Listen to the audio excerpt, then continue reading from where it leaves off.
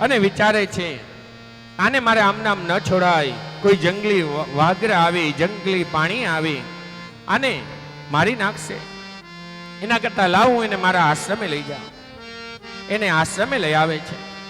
પછી તો નિત્ય કર્મ કરતા હોય, પૂજા અર્ચના કરતા હોય. એ નાનું નાનું બચ્ચું આમ ટાટા થૈયા કરતું કરતું આવે, આ પૂજા કરતા હોય ત્યારે કહે, ભાઈ 2 મિનિટ બેસ, હમણાં મારું આ પૂજા પૂર્ણ થશે પછી હું તને ખાવાનું આપું. ઓલું આમ આરામથી બેસી જાય 4 પગ ધારીને. આને એનું મુખ જોતા રહી અને એને દયા આવતી જાય. એનું મુખ એવું સોહામણું હતું, એની સામે એની નજરો બંધાતી ગઈ. ઓલું બાજુમાં આવે ને ચાટવા લાગે, પુષ્પને અડે, આ તરફ અડે. એ વિચાર કરે કે આ કેવું છે, આને બાપ નથી, આને ભાઈ નથી, આને આ કોઈ નથી, આનું તો હું જ છું. પછી ભગવાનને વંદન કરે કે હે પ્રભુ, આ જેટલી પૂજા પૂર્ણ કરું એટલો જપ તપ બાકી છે એ હું આવતીકાલે કરીશ, આજે અહીંયા પૂર્ણ કરો. એને ભોજન કરાવવા લઈ જાય. હવન ચાલુ હોય, સ્વાહાકાર ચાલુ હોય, ઓલું બચ્ચું આવે, પૂજા પૂર્ણ થાય. એને એમાં મમતા બંધાવા લાગી. મમતા બંધાવાનું કારણ થયું અને દિન પ્રતિદિન એ એમાં રહેવા લાગ્યા. એક દિવસની વાત, સંધ્યાવંદન ચાલુ હતા, અંદર પૂજા અર્ચના ચાલુ હતી. હરણ હવે મોટું થઈ ગયું હતું. બીજા હરણાઓ ત્યાંથી નીકળ્યા અને જોયું કે આ તો હરણાના, હું એક નથી, મારા જેવા તો અનેકો છે, હું તો અહીંયા આવી ગયો હતો એટલે એકલો હતો. એની સાથે ચાલ્યું ગયું. અને પેલી તરફ ભરતજી સંધ્યાવંદન પૂર્ણ કર્યા, પોતાના આશ્રમમાં આમ ચક્કર મારે કે આ ક્યાં છે, ક્યાં છે, ક્યાં છે, મમા હરણ રાજકુમાર, મમા હરણ રાજકુમાર. એ આમ તેમ ગોતવા લાગ્યા. હાથમાં વાટકો લીધો, જ લે તારું ભોજન, લે સિંબા તારું ભોજન, લે આ તારું ભોજન, કઈ બતાતું નથી. ત્યારે એમાં ઉદાસ થયા ને એ જ સમયનો અંત સમય આવ્યો. એ મૃત્યુને પામ્યા. બીજો જન્મ એનો હરણીનો થયો. પણ ત્યારે એને આગલા જન્મનું ભજન યાદ હતું કે હું હરણમાં બંધાણો હતો એટલે હરણ થયો હતો. એને એ જન્મમાં આશ્રમમાં ગયા. ઋષિઓ પણ વિચારે આપણે એટલા બધા છીએ, આ હરણું આવીને બેસે છે, આ કોઈ ભગવદીય લાગે છે. ઓલા ભરતજી પણ મનોમન વિચારે, હા તમે બરોબર પકડ્યું, ગયા જન્મમાં હું બંધનમાં આવ્યો એટલે આ જન્મમાં હું મર્યો. એટલે એને શું કર્યું, ભગવાનનું ભજન કર્યું અને એમાંથી મુક્ત થયા. બીજો જન્મ બ્રાહ્મણના ઘરે જન્મ થયો.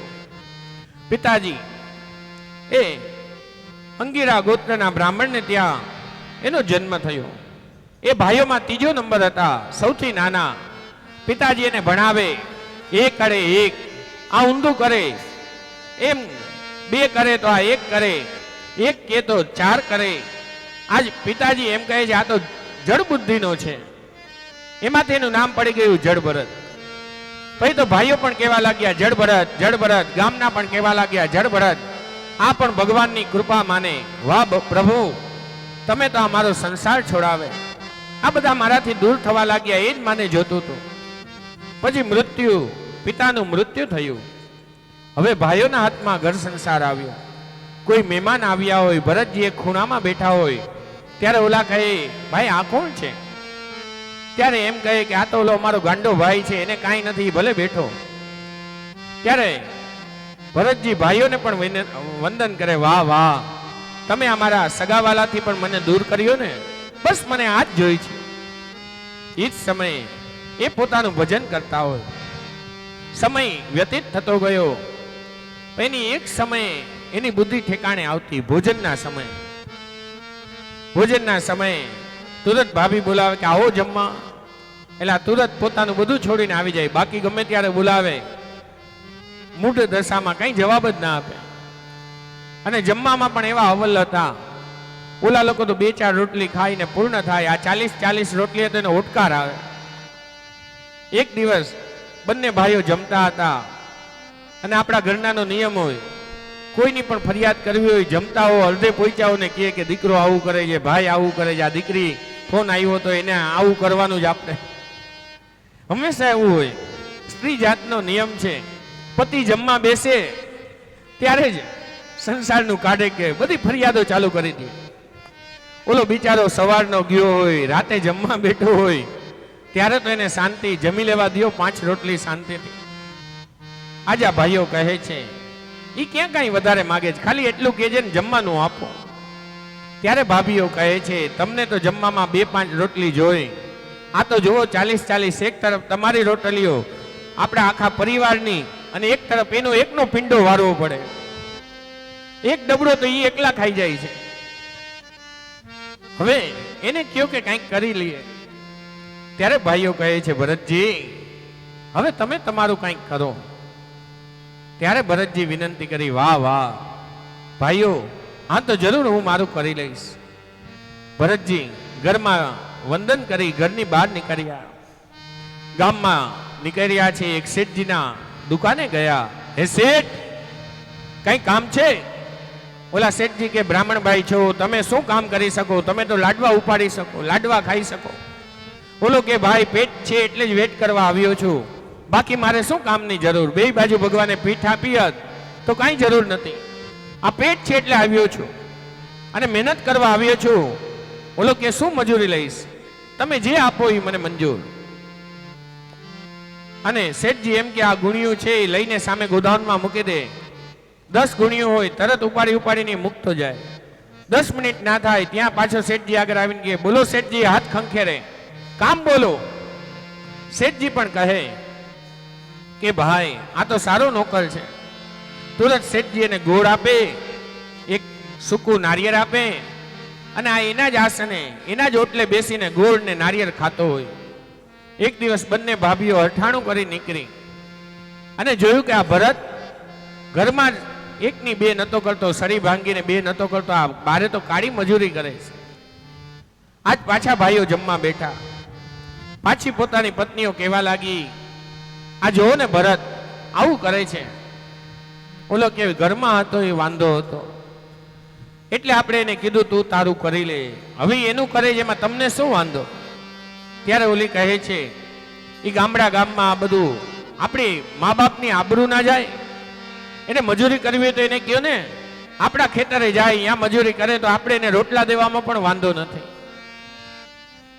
ઓલા પાછા ભરતને પકડી આવ્યા. ભરતને કહે છે ભરત ભાઈ હવે તું એમ કર, આપણા ખેતરે રે, તું આ ગામમાં રેસ એમાં નહીં, ખેતરે રે, ઘરનું રખવું કરજે, અમે તને અહીંથી પ્રસાદ મોકલશી, ભોજન મોકલશી. આજ એને વિનંતી કરી, વાહ વાહ હે હરિ, હે નાથ, તમારી કેવી કૃપા. પેલા તમે ઘર છોડાવ્યું, હવે ગામ છોડાવ્યું, આ તો ખેતરે રહીશ, હરિનું ભજન કરીશ અને કેવો આનંદ એકાંતમાં રહીશ.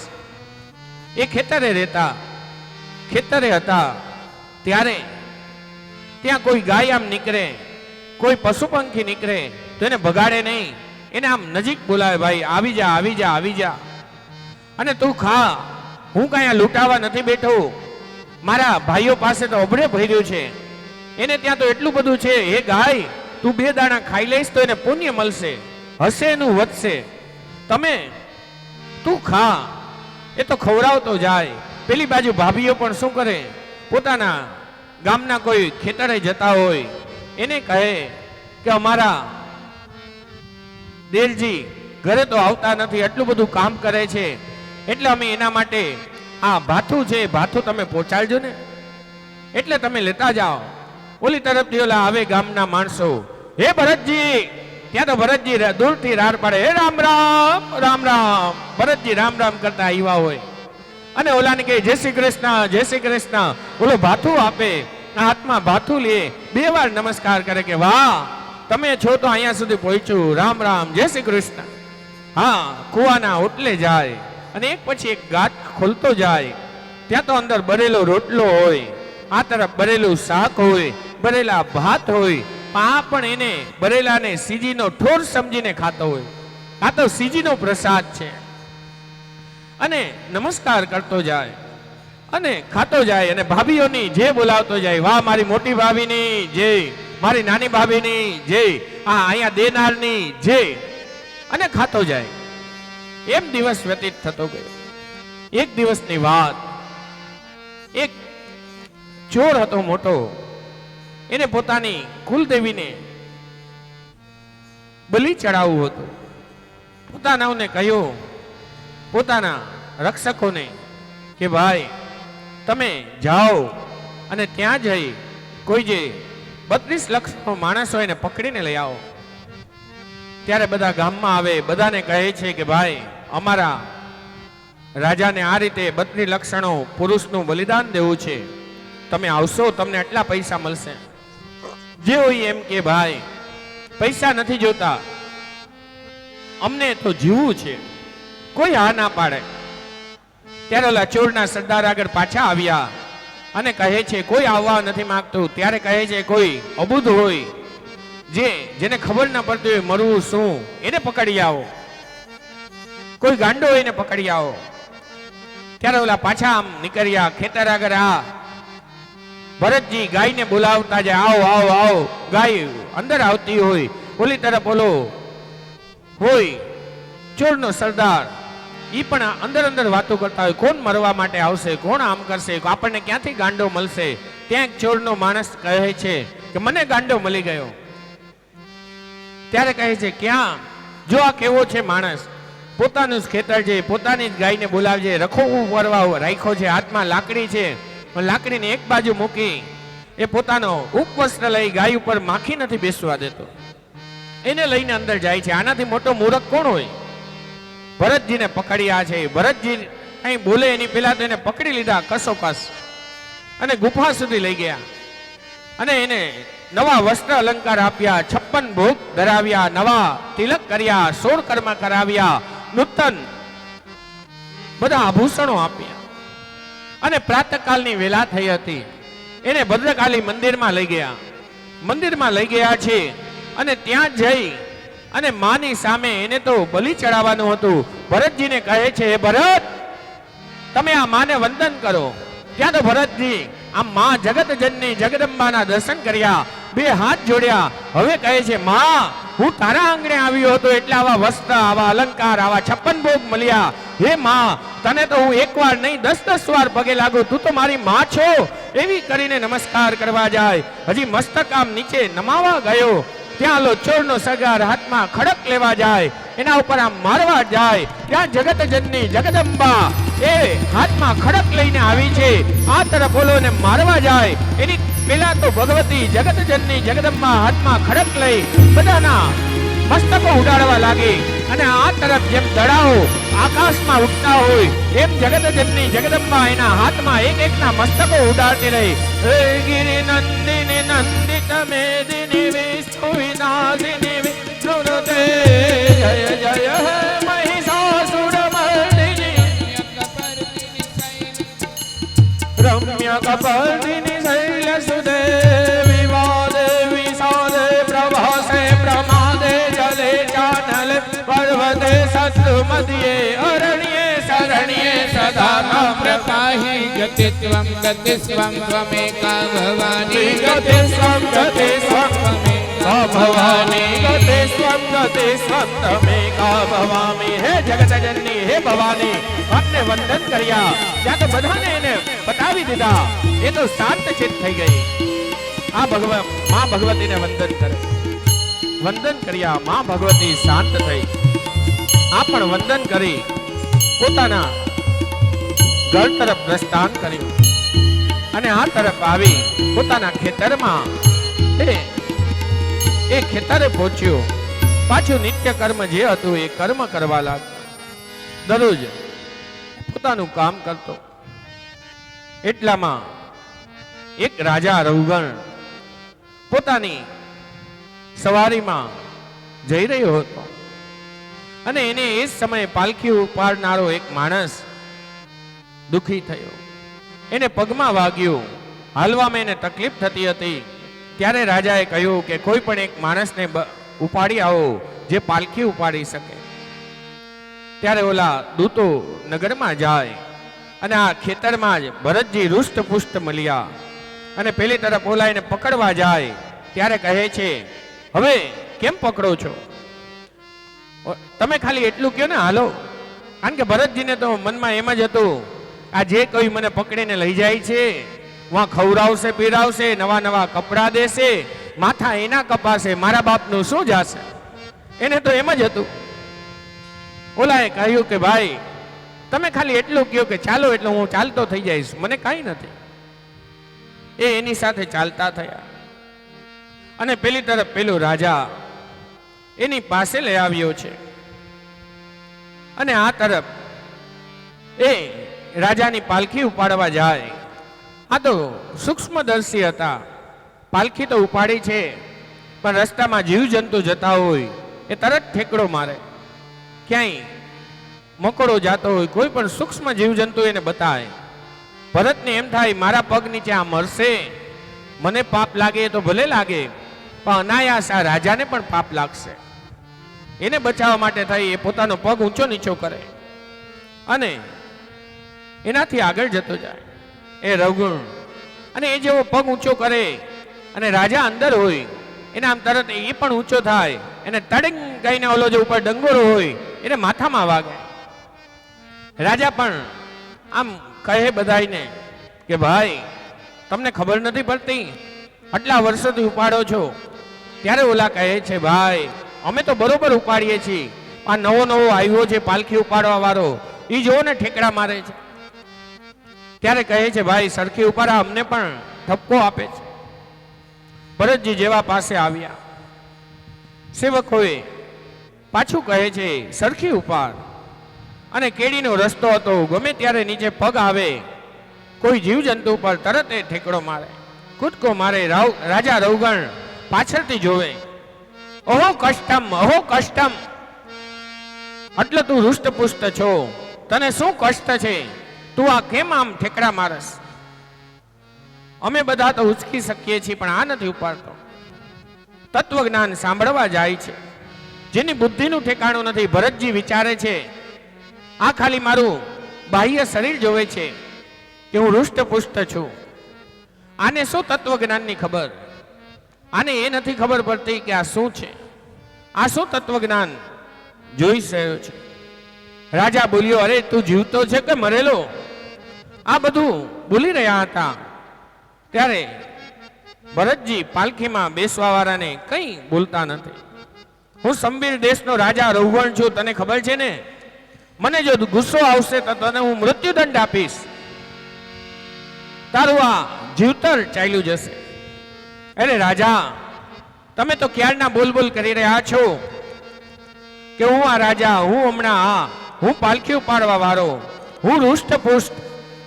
પણ હે રાજા તમે સાંભળો, દુબળા થવું, પાતળા થવું, જાડું થવું, નાનું થવું, મોટું થવું એ તો શરીરના ધર્મ છે, બાકી જીવ માત્ર બધામાં એક સમાન છે. કોઈનો એમ વિચારો કે હાથીનો આત્મા અવળો મોટો હશે, કીડીનો અવળો નાનો હશે, બધામાં ચેતના તો એક જ સરખી છે. સમૂહ મસ્તકે ન સમૂહ નાગે ન. હાથી અને મચ્છર બેયમાં જે આત્મા જોવો તો એક જ છે. રાજા ચાલવા વાળા, મારા પગ છે, શું કામ મને થાક લાગે? ઉપાડવા વાળો મારો ખંભો છે, મને શું કામ થાક લાગે? રઘુવીર એક વાત બોલ્યા, આ કોઈ રાજા, આ કોઈ પાલખીમાંથી નીચે ઉતરી ગયા. એને બે હાથ જોડીને કહ્યું કે તમે કોણ છો? ભૃગુ, વશિષ્ઠ, ચવના, મેઘા, તિતિર, તમે કોણ છો? આવા શબ્દો બોલવા વાળો કોઈ પાલખી ઉપાડનાર ન હોય, તમે કોઈ તત્વચિંતક છો. ત્યારે ભરત કઈ નથી બોલતા. કહે છે આ સંસારિક જીવન કેવું છે. આપણે થોડી વાર મળ્યા છીએ, નદીના બે કિનારા છીએ. વરસાદ ખૂબ વરસે ત્યારે નદીના કિનારા અલગ થઈ જાય, અને જ્યારે વરસાદ પૂર્ણ થાય, નદી શાંત થવા લાગે, ત્યારે કિનારા એક થાય. આ સંસાર રૂપી કિનારામાં આપણે ભેગા થયા છીએ. તું ખાલી એટલું સમજ, હું પાલખી ઉપાડવા વાળો ને તું પાલખીમાં બેસવા વાળો. ત્યારે કહે છે આ સંસારનો પ્રવાહ એવો જ છે. બધા જીવાત્માઓ પોતાના કર્મ અનુસાર પ્રવાહમાં ખેંચાતા આવે. હમણાં જ આપણે આટલો વરસાદ પડ્યો તો હજારો લીટર પાણી જઈ રહ્યું હતું. એમાં જોશો તો વચ્ચે એકાદું લાકડું હોય, એની પાસેથી જે કાંઈ વસ્તુ જાય અહીંયા ભ્રમણ કરતી જાય. એ જ રીતે આપણા ઘરમાં પણ આપણે બધા મહિલા છીએ. એ જીવાત્માઓ એકબીજાના જે ઋણાનું બંધન છે એટલે ભેગા થયા. કોઈ બાપ થઈને આવ્યો, કોઈ દીકરો થઈને આવ્યો, કોઈ માં થઈને આવી, કોઈ દાદી થઈને આવી. એક એવો ખપાટ આવશે કાલનો કે એક જણો એમાંથી ચાલ્યો જશે અને એક જણો પાછો બીજો આવી જશે. ફૂલ સાઈડમાં ગયો છે એ પાછો પાસપોર્ટ સાઈડમાં આવશે. એટલે તો આપણે ત્યાં કહી છીએ સ્વર્ગમાં પણ 3 જ સીટ છે. અહીંયા એક જણું મૃત્યુ પામે દીકરો, એટલે એનાથી ઉપલી પેઢી હોય ત્રીજી પેઢી, એ વાંથી નિવૃત્ત થાય ત્યારે એ કહે કે મારે ક્યાં જવું?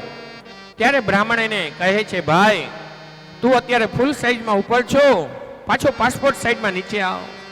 એટલે આપણા વડીલો કહેતા હોય કે આ દીકરો એના દાદા જેવો થયો. દાદાને ગોળ ભાવતો, દાદા આમ કાને હાથ ફેરવતા, દાદા કોણીએ રાખતા, દાદાની લાકડી લઈને જ ફરે છે. ત્યારે કહેવાનું મન થાય એ દાદા ગયા, હવે એ દાદા પાછા વસૂલ કરવા પાછા આવ્યા. ઘણી વાર વિચારી કે આ દીકરો આપણી લાખની 12,000 જ કરે છે. ત્યારે આપણું બચપન વિચારવું કે આપણે આપણા પિતાને કેટલા હેરાન કર્યા હતા. ઈ